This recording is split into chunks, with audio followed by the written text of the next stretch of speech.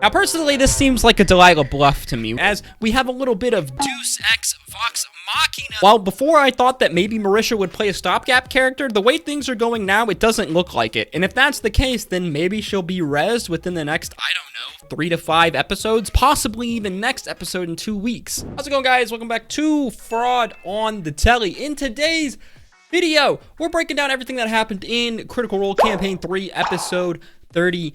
An episode in which the party take a little journey into Ashton's memories. As well, we get a surprise return of a huge character from Campaign 1. As always, if you enjoyed the video or learned something new, why don't you cast Fairy Fire on that like button, follow up with an Eldritch Blast to the subscribe button, and don't forget to hit that tiny bell so you never miss a video. Okay, so finally, it seems we've got a bit of a cool down episode from the absolute insanity that have been the last few weeks of Critical Role. And of course, it comes before the week-long break. We'll have to wait 2 weeks now for our next episode of Critical Role. You know, I know they're human and they need a break sometimes, but man, is it frustrating. Our episode begins on the journey away from Basras. The party are heading back to see Esteros and tell them about their mission, return Treshy, as that was what they were originally set out to do, as well as try to find answers on how to revive Laudna. Yeah, guys, Laudna's still dead. On the return journey on the airship, the party encounter a bit of a sandstorm, causing the airship to crash, ultimately scattering the party.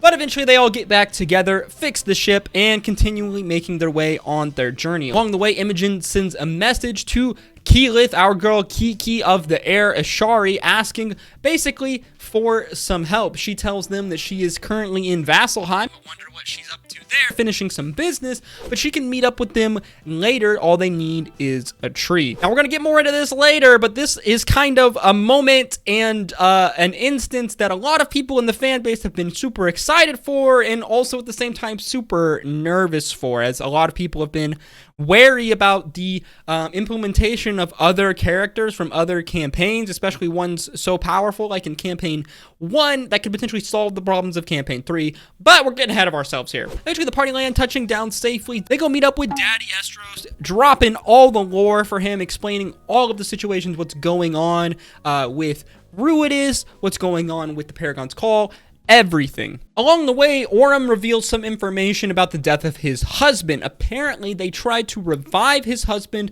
sometime after his death, but something about the nature of their death due to these Otahan assassins made it to where they couldn't revive them. Is this something that we're going to see happen with Laudna?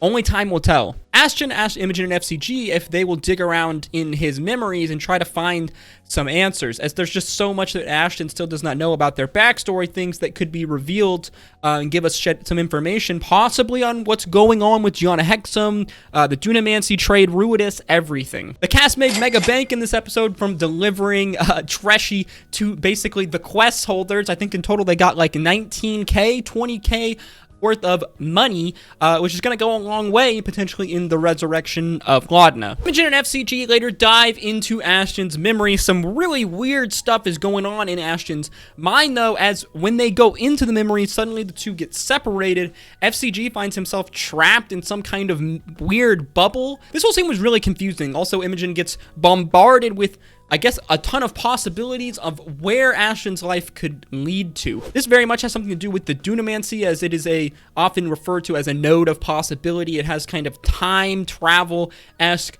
magic. So it does make sense that Imogen, I guess, could see all of these different possibilities, the different worlds of where Ashton could have potentially been in their life. Apparently, one of them, Ashton looked like a normal human and was not a genasi in any form. Ultimately, we don't really know what happens as they get thrust from the memory. Oh yeah, I forgot. They also contacted Gianna Hexam via message to try to find if Hexam had some way in which she knew how to bring a person back to life. She most likely does, but the problem is that what is the price that Hexam will be requesting? Most likely FCG or something along those lines. So it seems like the party is not going to pursue this thread. We really see Imogen's kind of desperation as a character coming out here throughout this whole episode.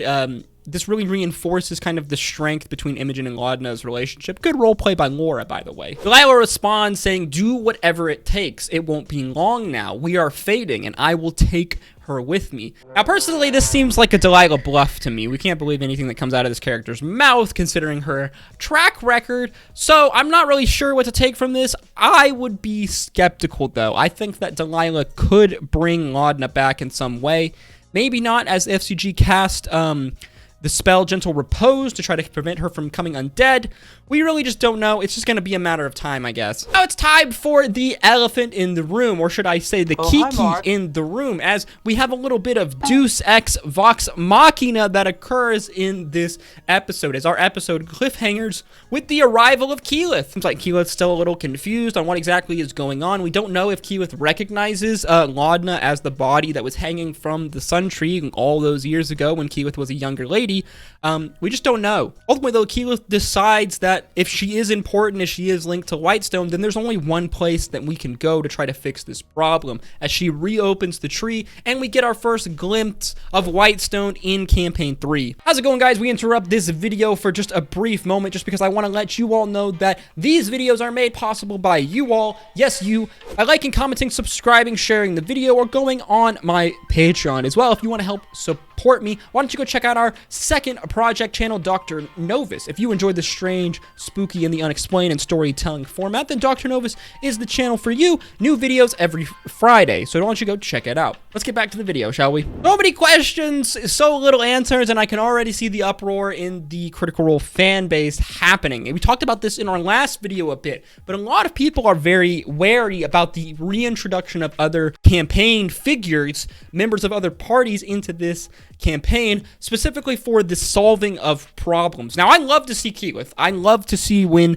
Matt crosses over all this different lore that he's been building within the same universe. I'm down for that. The thing that really bugs me is, and I don't think this is going to happen, but from everything we've seen so far, it definitely makes me a little concerned that possibly Laudna's resurrection might be some kind of paltry thing that really wasn't that big of a deal. Personally, I want Laudna to come back. She's one of my favorite characters of Campaign 3, and I really miss her party dynamic already, but it needs to be done right, in my opinion. If you just hand wave her resurrection away through Keyleth or through, I don't know, something with Percy or in Whitestone, then really what was the point of her even dying? It doesn't seem like this is going to happen, but I totally understand where a lot of the concern for some of the fan base goes on, is we don't want a Deus Ex Machina type situation to occur. Matt is more than good enough of a DM to not let this happen. Of course, I say this now, and in a couple weeks, I could look like a complete asshole when it does, but I guess we're going to cross that bridge when we get there. Personally, I'm really curious to see the interactions between Percy,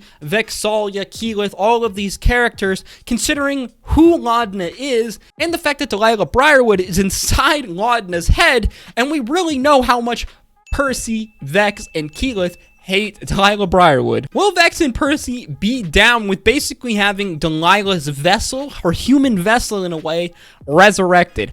Probably not. This might take some convincing to do. Ultimately, I am excited and worried at the same time. It very much seems like Laudna's resurrection is a priority. While before I thought that maybe Marisha would play a stopgap character, the way things are going now, it doesn't look like it. And if that's the case, then maybe she'll be rezzed within the next, I don't know, 3 to 5 episodes, possibly even next episode in 2 weeks. We really don't know. It's hard to predict. Sometimes I really hate speculating about this stuff, but that's kind of all we can do. Let me know in the comments down below. Would it bother you if the next episode, Laudna was just resurrected with relatively no consequences? Obviously, it's not like it's the end of the world and not even the worst thing that the show could do, but personally, it would probably bother me a little bit. As I've already said several times, I don't think Matt is going to go this way. I think it's interesting, and I like that he's implementing characters from Campaign 1 and Campaign 3. You just got to be really careful with these things. Obviously, Orym has a backstory that's tied with Keyleth, so you want to introduce that in some way. But we got to remember these characters are like, what, level 5, level 6 still, and Keyleth is level 20. So we can't just have her coming in and solving all the problems. It really would just kind of take away from everything that's been building so far with Bell's Hells, and just, you know, they are their unique own party that does their own thing. This is their struggle. If all of a sudden we implement all of these bigger, powerful characters that are just going to come in and problem solve, I don't know, it just feels kind of cheap to me. And that about wraps up our episode. Let me know what you think in the comments down below. Finally, we get a return to Whitestone since campaign 1, so I am excited for that. I am excited to see Percy and Vex if we do see them. Surely Matt will play Percy or Vex, at least one of them if they're going to Whitestone, seeing as Laudna is intrinsically linked with Delilah, who is basically Percy's sworn enemy. We talked about this at length in our last video, the war for the Critical Role fan base, but I think that critiquing the game, even if you disagree with how things are done by Matt, is perfectly acceptable. I don't like this excuse of we can't critique it because it's their Dungeons and Dragons games. Nah, that's dumb. This is a show that we all watch for entertainment. While it is their home game and they can do it however they want, it doesn't mean we can't critique it if it's kind of done in a constructive, respectful way. I'm excited to see what happens in the next episode. This could be some of the most divisive choices made in all of Critical Role history, depending on how some of these events play out, and I look forward to seeing the fallout. As always, guys, if you enjoyed the video or learned something new, make sure you like, comment, and subscribe. I really do appreciate it. I'm sorry I am super tired making this video right now. I have not slept that much as I've been dealing with a lot of personal things in my life, but I am always excited when I get to come make videos and talk to you all. Please let me know in the comments down below what you think of this episode. Were you hyped seeing the return of Keyleth in another campaign? I certainly was. It was very cool. If I am a little bit hesitant about it, I do enjoy seeing campaign 1 characters. It's that big nostalgia vibe. As always, guys, I hope to see you in the next video. Stay safe out there. Peace, love, adieu.